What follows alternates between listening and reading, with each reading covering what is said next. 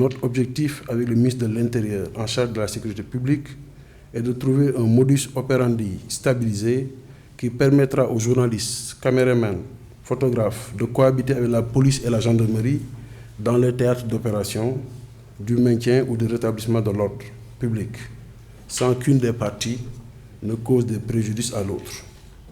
Que la presse puisse faire son travail et rendre compte d'événements dignes d'intérêt public et que les forces de défense et de sécurité puissent également remplir leur mission.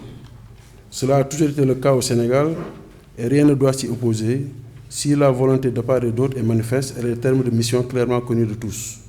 Le devoir d'informer est un droit constitutionnel. Rétablir ou maintenir l'ordre est une nécessité absolue.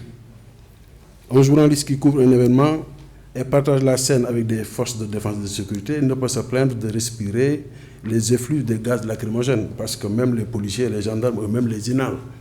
Mais le journaliste, le caméraman et le photographe professionnel ne doivent surtout pas avoir l'impression que les charges lui sont destinées. La presse n'a pas vocation à manifester, mais à l'obligation de couverture de ces manifestations. Monsieur le Président de la République, ces assises ne régleront pas tout de suite. Nous en sommes convaincus et nous en sommes conscients. Mais leur tenue est d'une nécessité pour marquer la volonté de notre pays de retrouver sa presse d'antan. Une presse sans connivence avec aucun des segments de notre société. Une presse sans complexe et sans peur.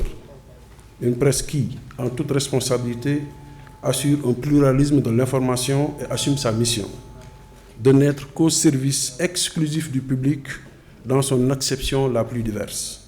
Une presse qui respecte ses travailleurs, respecte leurs droits, assure leur couverture sociale et propose au public des produits vrais, dénués de toute tentative de manipulation ou d'orientation.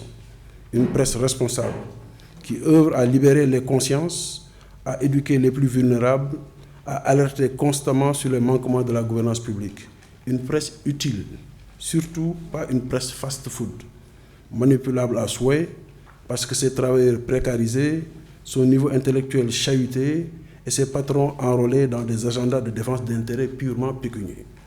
Réconcilier les Sénégalais avec un secteur des médias propres, où les entités auront pignon sur rue, leurs promoteurs connus, leurs actionnaires identifiés, leurs lignes éditoriales respectées, doit être un objectif pour tous.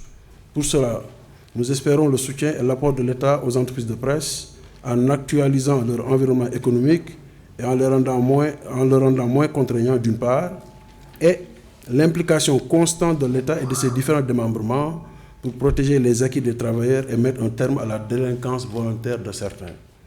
Entre les deux, la presse devra continuer à être encadrée par l'autorégulation avec un corps renforcé en moyens, et la régulation des entreprises doit se faire par un régulateur aux pouvoirs légaux élargis. Permettez que je cite notre désormais défunt Mamles Camara, auteur du discours lors de l'installation du premier tribunal des pairs. On était alors en août 2014. Il disait ceci: attraire un journaliste devant la justice pour obtenir réparation est un droit inaliénable. S'adresser au CORED est une garantie que l'auteur de l'agression par voie de presse, le journaliste donc, ne pourra même pas invoquer une atteinte à la liberté d'informer. Jugé par ses pairs et dénoncé publiquement par ses confrères et consoeurs, jusque dans l'organe diffuseur des éléments constitutifs du délit, le fautif n'aura d'autre choix que de s'amender ou risquer de devoir, en cas de sanction extrême, s'éloigner du travail des journalistes. Fin de citation. Disposer donc d'une presse où les journalistes fautifs de quelques écarts sont d'abord recadrés par le CORED et seulement après mis en position de répondre civilement de leur forfaiture, si c'est avéré, c'est quelque chose de faisable. Un tribunal des pairs revigoré, doté de moyens d'investigation et d'analyse, qui s'autosaisit à chaque fois que son propre monitoring le commande, qui anticipe certaines dérives en professant la bonne pratique éthique et déontologique, c'est dans nos cordes au Sénégal. Nous sommes pointés du doigt en tant que pays parmi ceux qui perdent des places au classement des meilleures pratiques journalistiques. Nous devons retrouver notre position de leader, Monsieur le Président de la République, parce que je ne suis pas convaincu qu'ailleurs, dans la sous-région ou même dans la région africaine, qu'ils valent mieux que nous. Le régulateur, Monsieur le Président, il faut qu'on en parle.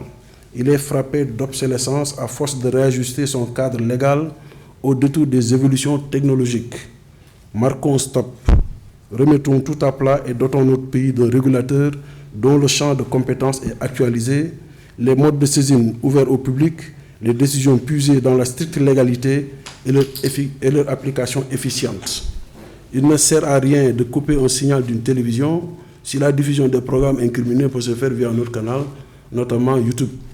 Dans le Sénégal médiatique dont nous rêvons, il ne devrait même pas y avoir de coupure de signal parce qu'en amont, tous les moyens de contrôle et d'alerte s'autodéploient pour qu'on n'en arrive pas à cet extrême.